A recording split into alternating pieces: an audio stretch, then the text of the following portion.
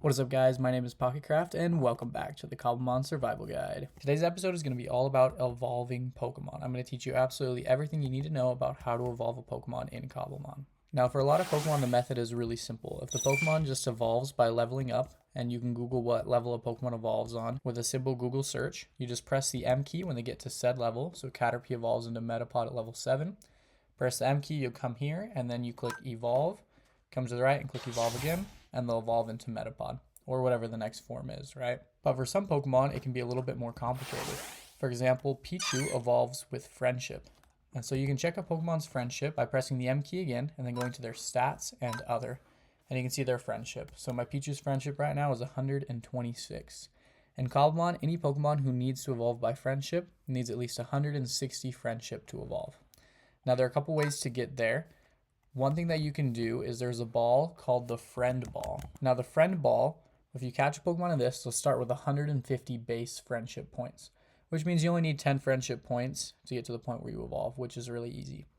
Or you can also use the Luxury Ball, which causes Pokemon to gain Friendship twice as fast. I think the Friend Ball is probably more useful, but the Luxury Ball can look a little bit cooler. But sometimes you come across a Pokemon that you want that evolves with Friendship and you don't have one of those balls with you. So if you didn't catch one of those balls, if it was a normal Pokeball, they'll start with lower Friendship, but to raise their Friendship, all you need to do is have them walk around with you outside of their Pokeball, and gradually that'll raise their Friendship, but you can also battle with them. For every level your Pokemon grows, its Friendship will raise as well. So for example, right now, Pichu's Friendship, like we said, is 126. Or 127 because we walked around a little bit. So if we switch terrain here against this level 41 Bouffalant to get Pichu to level up, he should gain some Friendship. And we can measure how much that is right here. So we knock Bouffalant out, and Pichu actually gains 3 levels by that, right? Because he was a pretty high level Pokemon. And so we'll go in there, and his Friendship went from 127 to 133. That was about 2 points of Friendship per level that he gained there. So doing it that way, you can just level him up and he'll get to 160 pretty fast. Or you can just have him walk around with you if you don't feel like battling a bunch of Pokemon. Those are kind of the basics for leveling your Pokemon up with Friendship. And if you want to know if your Pokemon levels up with Friendship, you can do a quick Google search, what Pokemon level up with Friendship, and something will come up very quickly. I can also put a link down in the description if you'd like. Now, some Pokemon like Eevee evolve using evolution stones. If you want to use an evolution stone on your Pokemon, you simply need to have the stone in your hand and then right-click the Pokemon. I'm not going to do it on Eevee right now because I do want to save this water stone for later.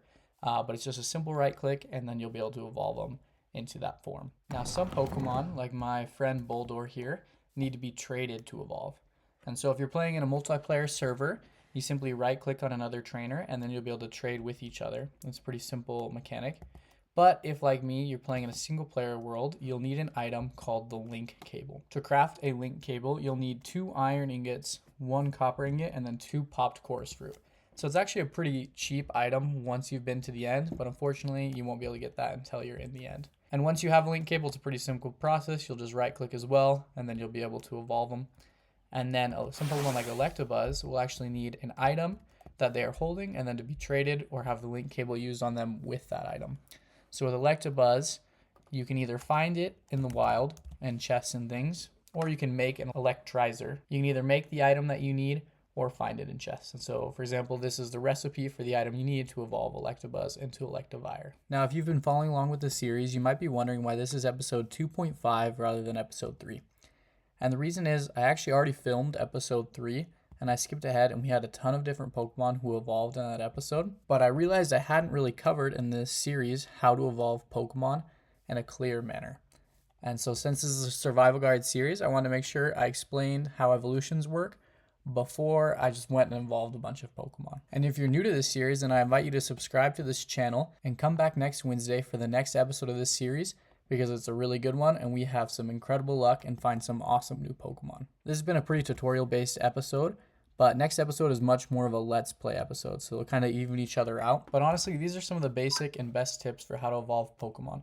Now, if you want to level them up quickly, then you can watch my last episode, which talked about a strategy to level up Pokemon really quickly in Cobblemon. But if you follow these tips, you'll be evolving Pokemon like a master in no time. But thank you guys so much for watching, and I hope you have a great rest of your day.